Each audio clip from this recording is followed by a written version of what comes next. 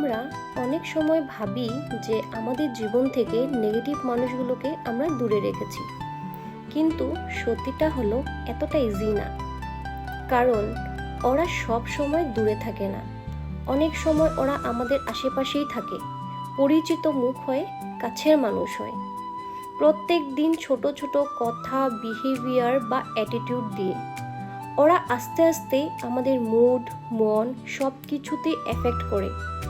আমরা সব সময় বুঝতেও পারি না, কিন্তু একটা সময় পর দেখি যে নিজেদের মধ্যে একটা নেগেটিভিটি চলে আসছে।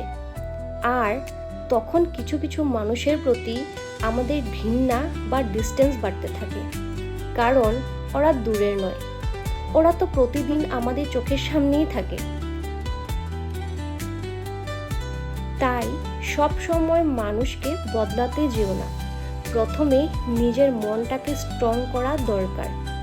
কারণ নেগেটিভ মানুষ তো থাকবেই, কিন্তু তুমি কতটা তাকে নিজের উপর এফেক্ট করতে দিচ্ছ সেটা পুরোটাই তোমার উপর।